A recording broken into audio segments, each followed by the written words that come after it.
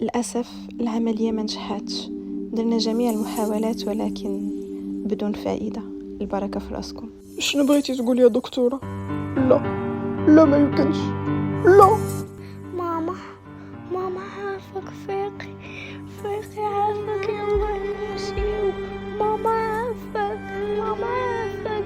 هضري معايا. ماما جبت النتيجة ومازال ما فتحتهاش، كنتسناك تشوفيها انتيا وتفرحي بيا ياك ماما. اتفيقي يا قوس بنتي صافي يا بنتي، ماماك ما غاديش تفيق.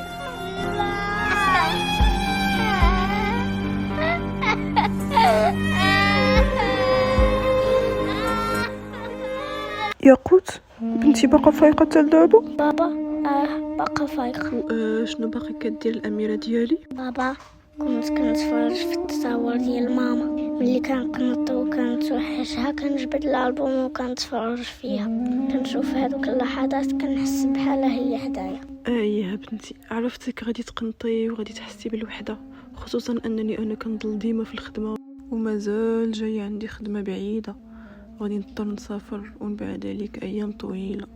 على هذا الشيء انا قررت غادي نتزوج بواحد المراه، وهاد المراه راه عندها 2 بنيات قدك، منها هي غادي تقابلك، وهادوك البنيتات غادي يكونوا بحال خواتاتك، غادي يونسوك ويبقاو يلعبوا معاك، وان شاء الله غادي يعجبك الحال معاهم. ايوا شنو بان لك بنتي في هذا الشيء؟ بابا اللي بان لك مناسب ديرو، انا متفقه معاك. غدا ان شاء الله فاش تجي من المدرسه غادي تلقايهم هنايا باش تعرفي عليهم ان شاء الله. بابا يلا يا بنتي ناسي دابا باش ترتاحي. اري يا بنتي هاد الالبوم باش ما يضايقكش وناسي مرتاحه. لا بابا غيخليك نعس مزيان وتصور ماما حدايا. واخا تصبح على خير بابا. تصبحي على خير، الله يرضي عليك. أصدقائي، ياقوت ماتت ماماها وباباها كيفكر يعوضها بأم جديدة. واش كتوقعوا أن هاد الأم غادي تكون ظريفة مع ياقوت؟ جاوبوني بنعم أو لا في التعليقات، وما تنساوش ديروا لايك وتشتركوا في القناة باش يوصلكم جديد هاد السلسلة اللي غادي يكون عامر بالأحداث الرائعة والمشوقة. إلى اللقاء.